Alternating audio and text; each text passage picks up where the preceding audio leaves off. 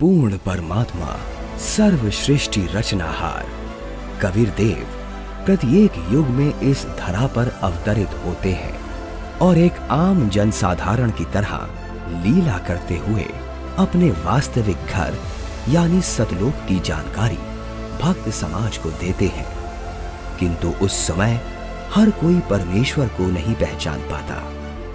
आज से लगभग 624 वर्ष पूर्व भी पूरी सृष्टि को बुनने वाले पूर्ण परमात्मा कबीर साहिब जी ने काशी नगर की जुलाहा बस्ती में एक टूटी सी झोपड़ी में 120 वर्ष तक कपड़ा बुनने की लीला करते हुए अपने तत्व ज्ञान व सतलोक की महिमा का गुणगान किया और समाज में फैले पाखंडवाद को खत्म कर भक्त समाज को एक सत्य भक्ति प्रदान की, जिसके करने से लोगों को परमात्मा वाले लाभ प्राप्त होने लगे, जिससे प्रभावित होकर उस समय हिंदू और मुसलमान दोनों धर्म के 64 लाख की संख्या में श्रद्धालु कबीर परमेश्वर जी के शिष्य हुए।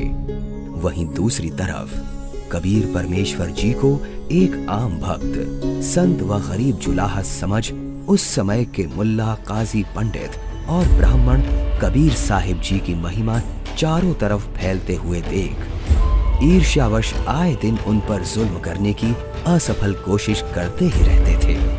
उन्हीं में से एक थी राजा सिकंदर लोधी के धार्मिक पीर शेख तकी द्वारा काशी में भंडारे की झूठी चिट्ठियां डालकर परमेश्वर कबीर जी को बदनाम करने की साजिश। इस कबीर ने तो हम सभी का जीना हराम कर रखा है। हमने उसे मारने की कितनी बार कोशिश कर ली, लेकिन वो हर बार किसी न किसी तरह बच ही जाता है। अब नहीं बच पाएगा। अब की बार मैं ऐसा पैंतरा फेंकूंगा कि उसे काशी छोड़कर भागना ही पड़ेगा। ऐसा क्या सोचा है पीर जी? पास आओ।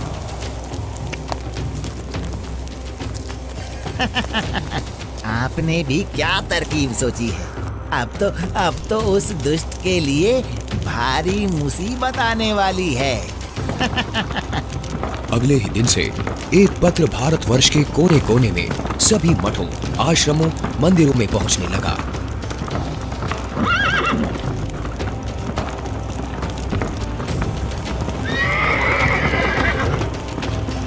पत्र में लिखा था, मान्यवर कबीर सेठ पुत्र नूर अली अंसारी, जुलाहों वाली कॉलोनी, काशी शहर में 3 दिन का धर्म भोजन भंडारा कर रहे हैं, जिसमें सर्व साधु संत आमंत्रित हैं। भंडारे में प्रतिदिन प्रत्येक भोजन के बाद 1 सोने की मोहर व 2 हर दक्षिणा में दी जाएगी।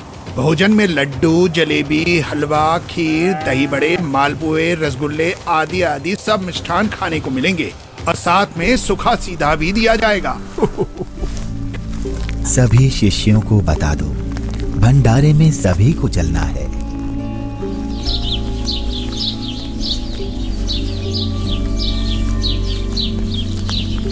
जगह जगह झूठी चिट्ठी के पहुंचते ही हर तरफ भंडारे की चर्चा होने लगी, जिसके बाद सोने की मोहर और दोहर के लालच में पूरे देश से लाखों की संख्या में लोग काशी में निश्चित दिन से पहले वाली रात्रि को ही पहुंचने लगे और देखते ही देखते पूरी काशी नगरी भंडारे में आए साधु संतों से भर जाती है।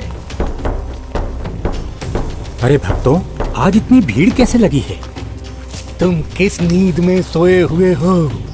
तुम्हें पता नहीं, यहाँ काशी में कबीर नाम का सेठ 3 दिन का भंडारा कर रहे हैं, जिसमें प्रत्येक भोजन के साथ 1 सोने की मोहर व दोहर भी दी जाएगी। आपको कोई निमंत्रण पत्र मिला है? हाँ, ये देखो चिट्ठी। ये जरूर किसी की बदमाशी है। मुझे जल्दी से गुरुदेव को सब बताना चाहिए। गुरुदेव, गुरुदेव, गुरुदेव। क्या हुआ रविदास? गुरुदेव, आज तो अपनी काशी छुटेगी। उन दुष्टों ने तो हद कर दी। आपके नाम की झूठी चिट्ठी बंटवा रखी है कि कबीर सेठ पुत्र नीरू 3 दिवसीय भंडारा करेगा, जिसमें प्रत्येक भोजन के बाद खाने वाले को एक सोने की मोहर और एक दोहर भी दी जाएगी।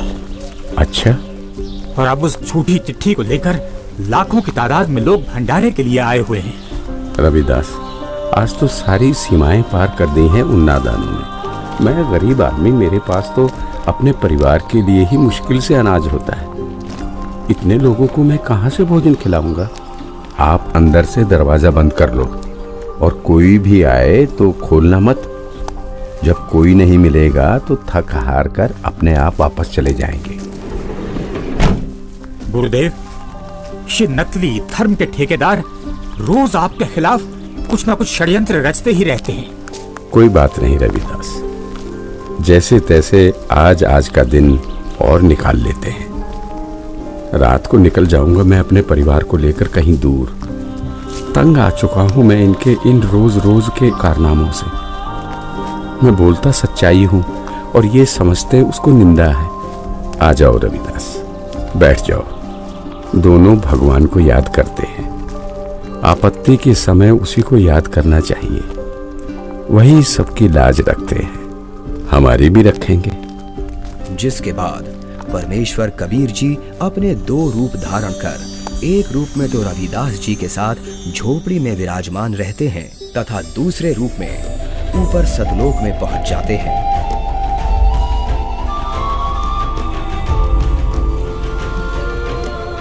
जहां असंख्यों बैल उनका इंतजार कर रहे होते हैं, जिनके ऊपर टंगे झोलों में भंडारे के लिए टेंट का सामान और पका पकाया भोजन, लड्डू, जलेबी, कचौड़ी, पकौड़ी सब लदा हुआ है।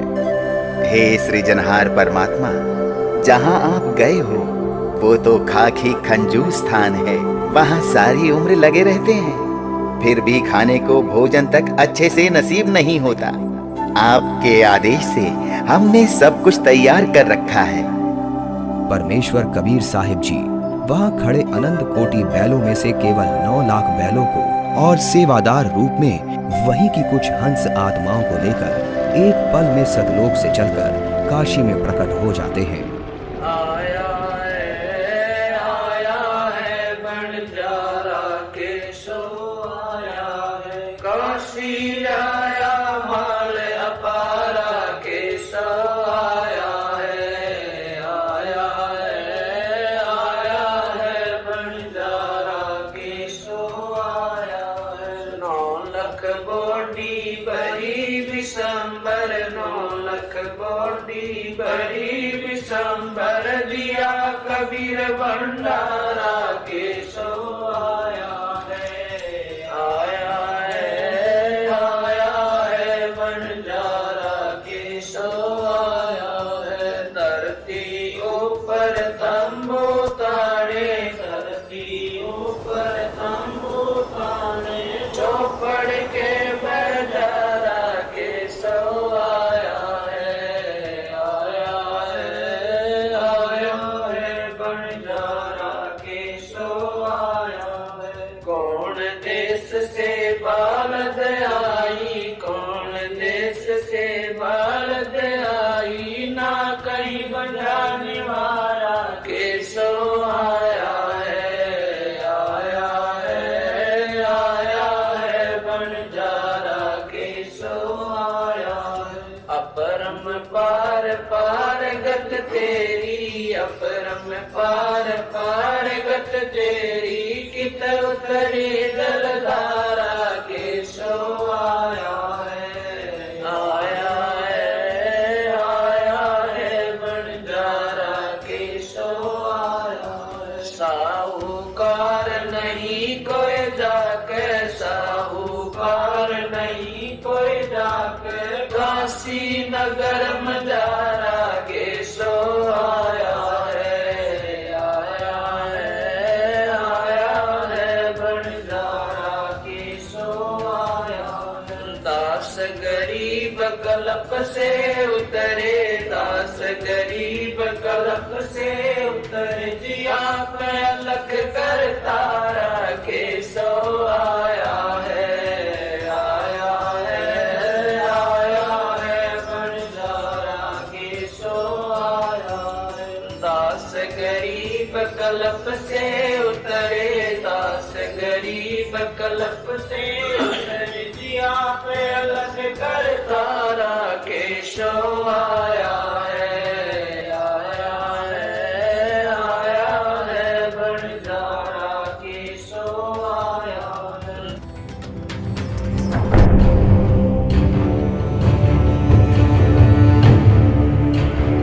राजन, आपके गुरु का निमंत्रण आया है भंडारे का, आप चलेंगे नहीं क्या?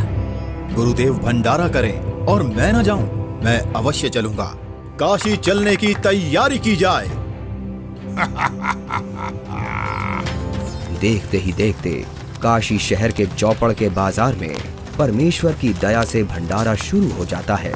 ऐसा स्वादिष्ट भोजन, वाह, जो खाता वो गुण गाते नहीं थक रहा था। सब्जी, पूड़ी, लड्डू, जलेबी, कचौड़ी, पकौड़ी, दही भल्ले, खीर, हलवा आदि जो कोई कुछ भी पकवान मांगता वो उसे खाने को मिल रहा था।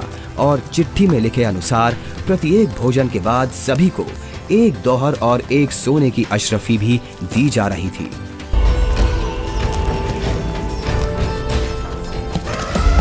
उधर से दिल्ली के बादशाह सिकंदर लोधी भी, जो परमेश्वर कबीर जी का शिष्य हो चुका था, अपने धार्मिक पीर शेख तकी के साथ भंडारे में पहुंच जाता है। अरे ये क्या हो रहा है? ये भंडारा कैसे चल रहा है? भंडारे में परमेश्वर कबीर साहिब जी की जय जयकार सुनकर जहां शेख तकी ने सोचा तो था कि कबीर अपनी झोपड़ी छोड़कर भाग गया होगा और लोग उसको गाली दे रहे होंगे, किंतु उसके विपरीत भंडारा चलते देख शेख तकी के तो तन बदन में आग लग गई।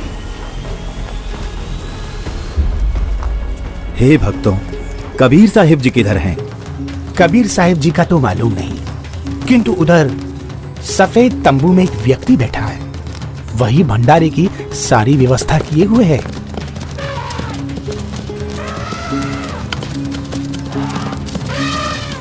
ये भंडारा कैसे चल रहा है?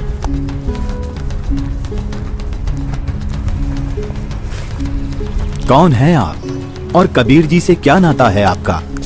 मैं एक बंजारा हूँ और कबीर जी मेरे पगड़ी बदल मित्र हैं।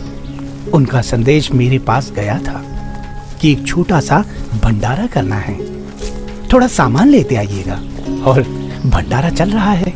18 लाख आदमी भोजन कर रहे हैं, ये इसे छोटा सा भंडारा कह रहा है। कबीर जी कहाँ हैं? वो क्यों नहीं आए?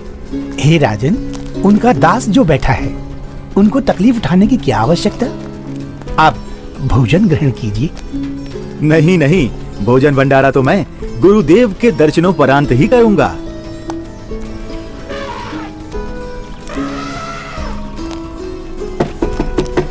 हे गुरुदेव, लगता है उन्होंने हमें यहाँ भी खोज लिया।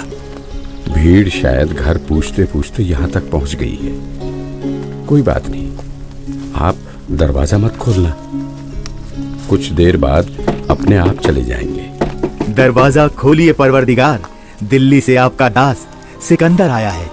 राजन, हम दरवाजा नहीं खोलेंगे। इन लोगों ने तो आज सभी हदें पार कर दी हैं। मेरे नाम से झूठी चिट्ठी डाल रखी है। मैं कैसे निकलूं बाहर? इस बनारस में कोई सेठ भी मेरा ऐसा जानकार नहीं है जो मुझे पैसे उधार दे दे। मैं तो बड़ी मुश्किल से ताना बुनकर अपने परिवार का पालन करता हूँ। इन लोगों ने मेरा जीना मुश्किल कर दिया है। बस आज रात होने का इंतजार है राजन। रात होते ही मैं अपने परिवार को लेकर कहीं दूर चला जाऊंगा। है परवरदिगार, आप मुझे नहीं बहका सकते। आप ही अल्लाह अकबर हो। आपने देखो वहाँ क्या रंग लगा रखे हैं। एक बार दरवाजा खोल दो दाता, दास आपके दर्शन करना चाहता है। खोल दो दरवाजा। राजा सिकंदर लोधी के आग्रह करने पर परमेश्वर कबीर जी जैसे ही भंडारे में चलने के लिए खड़े होते हैं, तभी उनके सर पर अपने आप ही हीरे पन्ने से जड़ा हुआ एक बहुत ही सुंदर मुकुट आ जाता है और कुटिया से बाहर निकलते ही उस परम पिता पर आसमान से फूलों की वर्षा होने लगती है। रविदास जी, आज ये सेवा मुझ दास को दे दीजिए। आप तो रोजाना करते हो।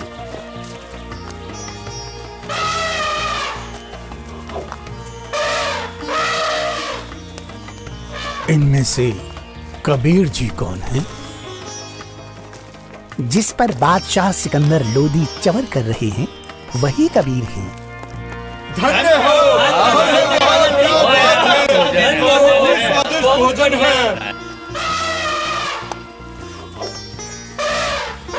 इसके बाद कबीर साहिब जी अपने ही दूसरे रूप केशव से मिलने के लिए उनके तंबू में आते हैं और जो ही परमेश्वर कबीर जी तंबू में प्रवेश करते हैं तो देखते ही देखते अपने आप उनके लिए एक सुंदर सिंहासन लगने लग जाता है जिस पर चारों तरफ हीरे पन्ने मोती जड़े हैं। परमेश्वर कबीर साहिब जी आसन ग्रहण करते हैं। उधर परमेश्वर को देखने के लिए भंडारे में आई लाखों की भीड़ टेंट के चारों तरफ इकट्ठा हो जाती है, जिसके बाद केशव रूप परमात्मा कबीर जी से कहते हैं, हे परमेश्वर, आप अपने अद्भुत लोक को छोड़कर इस झूठ कपट वाले लोक में क्यों आ गए?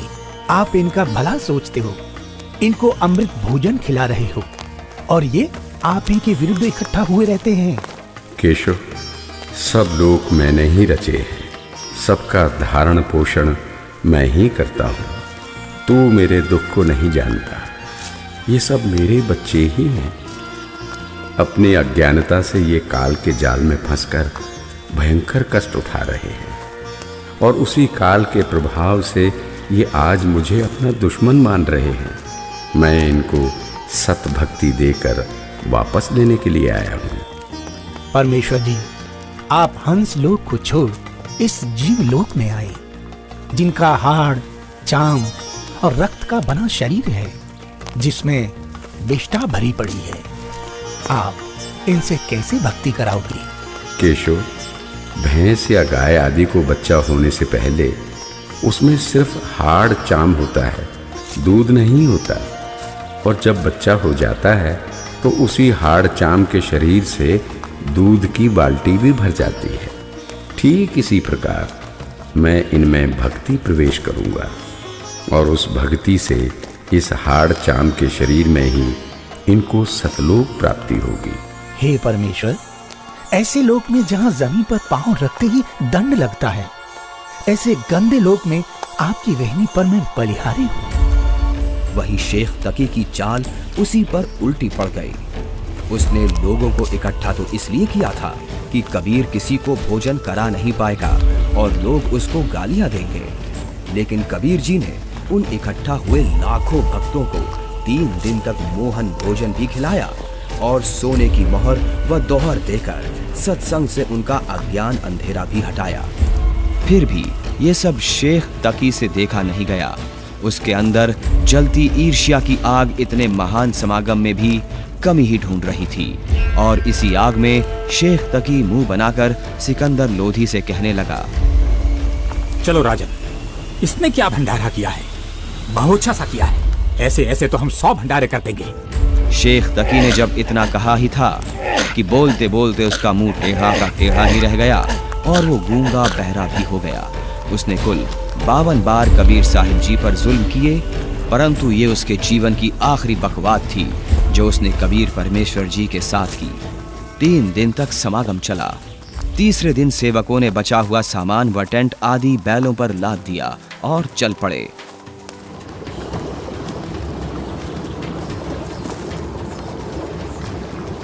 गंगा में पानी ज्यादा है, इसे अभी पार नहीं किया जा सकता। हाँ हाँ, अभी मत जाओ। बंजारे और बैल जैसे ही गंगा के किनारे पहुंचे तो गंगा का पानी एकदम कम हो जाता है और फिर सारे बैल निकल जाते हैं, जिसके बाद गंगा का पानी फिर से ओवरफ्लो होकर बहने लगता है, जिसे देख वहां खड़ी भीड़ आश्चर्यचकित रह जाती है। जाइए केशव, कहीं आपके बंजारे दूर ना निकल जाएं।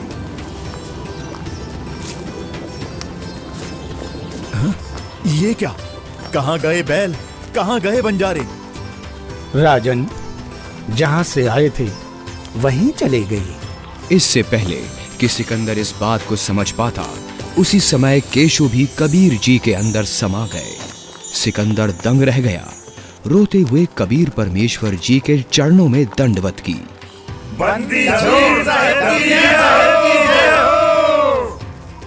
इस प्रकार परमेश्वर कबीर साहिब जी ने उन दुष्टों की इस साजिश को भी नाकाम करते हुए यह लीला की और भक्त समाज के सामने एक उदाहरण पेश किया कि चाहे कोई गरीब हो या अमीर, भगवान की भक्ति हर इंसान कर सकता है। जैसे मैंने कपड़ा बुनकर अपना व अपने परिवार का पेट पाला और भक्ति भी की, तो समय आने पर परमात्मा ने मेरी लाज भी रखी। उसी प्रकार आप भी मुझ पर यानी परमात्मा पर विश्वास करो और भक्ति करो। फिर देखना, जब कभी भी आपको मेरी आवश्यकता होगी तो मैं आगे खड़ा मिलूंगा। पर्वत पर्वत मैं फिरा, कारण अपने राम सही के संत मिले, जिन सारे सब काम सच्चा है। अभी आपने देखी सत्य घटना पर आधारित 2D एनिमेशन वीडियो। अब सुनिए परमेश्वर कबीर जी और उन्हीं के रूप में आए केशव बंजारा जी की वार्ता की पूरी कथा का सार अमृतवाणियों के द्वारा संत रामपाल जी महाराज के मुखारविंद से। चौपड़ के बाजार फिर कर आए के सो पास, गरीबदास कुर्बान गति क्या क्या कहूँ विलास। पाट पटंबर बस गए ऊपर हीरे लाल, गरीबदास साहेब धनी डाये मुक्ता माल। केसो और कबीर का तंबू माई मिलाप, गरीबदास 8 पैर लग गोष्ठी निजगर गाप। केसो कहत कबीर से पूछत बाता बीन, गरीबदास क्यों उतरे ऐसे मुल्क मलीन। 100 योजन पर लगत है या दुनिया की गंद, गरीबदास के सो कहे आड़ चाम का फंद। सुन कबीर सुर भेद हूँ के सो कष्ट करंत, गरीबदास गंदे मनुष्य मेला आन भरंत। बिष्टा जिनके देह में मगन फिरे दिन रात, गरीबदास के सो कहे जिन सिर यम की घात। सुन कबीर मन भावने तुम्हारी बात अगाध, गरीबदास के सो कहे तुमसे तुम ही साध। धन कबीर कुर्बान जा ऐसी रहरी तुम्हार, गरीबदास के सो कहे छोड़िए गंदा संसार। नरक भरे तिस उदर है रुदर भरी सब देह, गरीबदास के सो कहे या मनुष्य मुखे है। राम नाम कैसे भोर नरक नगीन शरीर, गरीबदास के सो कहे विलंबे कहाँ कबीर। दम बिन दे ही सही नहीं जमी आसमान, गरीबदास के सो कहे जहाँ रहन स्थान। हीरे पीले मोती जहाँ हीरे बदन सफेद, गरीबदास के सो कहे सुनो देश का भेद। लाल श्याम जहाँ रतन है नहीं भौतिक आकार, गरीबदास के सो कहे चल कबीर परिवार। सुन के सो अब वंदना कह कबीर संदेश, गरीबदास लोक में है हमारा परवेश। आड़ चाम की देही में दूध रतन सरवंत, गरीबदास घट पिंड में ऐसे है भगवंत। तन दूधी को पाड़ कर जय कोई देखे दूध, गरीबदास उस पिंड में आड़ चाम और गूद। हमरे ही हुनियारे है अमरा सर्जनहार, गरीबदास विधि भेद सुन खुला मुक्ति द्वार। युग 70 हम ज्ञान दिया जीवन समझा एक, गरीबदास घर घर फिरे दरे कबीरा भेख। 70 युग सेवन किए किन न बुझी बात, गरीबदास न समझात हूँ मोहे लगावे लात। कल्प कोटि युग बीतिया हम आए हर बेर, गरीबदास के सो सुनो देन भक्ति की टेर। स्वर्ग मृत्यु पाताल में हम बैठे कई बार, गरीबदास घर घर से जा मार मार के मार। हमारी जात अपूर्वी पूरब रहनी हमारे, गरीबदास कैसे जोड़े पश्चिम के कतार। हम हैं ठेठ पूरब के उतरे ओगट घाट, गरीबदास जीव दक्षिण के यो नहीं मिलती साट। हम पूरब के पूर्वी उत्तर देश उतरंत, गरीबदास जीव दक्षिण के यो नहीं संग चलंत। जिन्हों हमारी सीख ली काटू जरा मण जंजीर, गरीबदास के सो सुने ऐसे कहे कबीर। फिर बाजी विद न रचे वह नी जीव अवंत, गरीबदास सत्यलोक में अमर प्रतापावंत अनंत कोट बाजी जहाँ रचे सकल ब्रह्मंड। गरीबदास मैं क्या करूं काल करत जीव खंड। किलों काल निकंद हूँ जीव विध्वंस नहीं होए। गरीबदास दुल्ला कहे शब्द न बूझे कोए। मनुष्य जीव क्या बात है पशु पक्षी परवाह ने। गरीबदास दुल्ला कहे करहूं हंस अमान। मैं बंजारा आदि का यही हमारी साट। गरीबदास जी अबे करूं बोर न आवे बाट। एक गाड एक जलाइए यानी मोए सुहाए। गरीबदास सतलोक में देहूं जीव पहुँचाए। सोन कबीर के शोक है जो कुछ करो शौकीन। गरीबदास मुख्तार तुम ही दीन वे दीन। सुन सतगुर तो से कहूं तुम हो दीन दयाल। गरीबदास आदीन में तुम साहिब अब्दाल। अनंत कोटि ब्रह्मांड को तारत लगे नेवार। गरीबदास के शोक है तुम ही दारमदार। तुम ही दारमदार हो यहाँ कल्प नहीं इंच। गरीबदास के शोक है सब तुमरे ही परपंच। के सो चले सौदाम को 9 लाख बोली लीन। गरीबदास बंधन किया बाजत है सुरबीन। के सो और कबीर जित मिलत बेता एक। दास गरीब कबीर हरि डरते नाना भेख। बंजारे और बैल सब लाए थे भरमाल। गरीबदास सतलोक को चले गए तत्काल।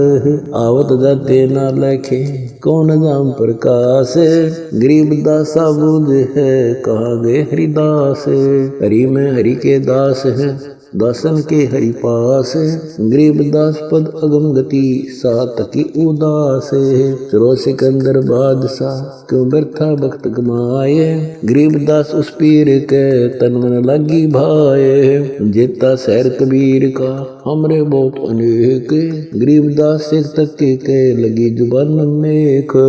गूंगा भया बोले नहीं जवाब जुबान।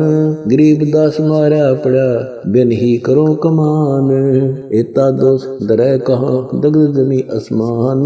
गरीबदास गूंगा भया बहरा हुआ कान।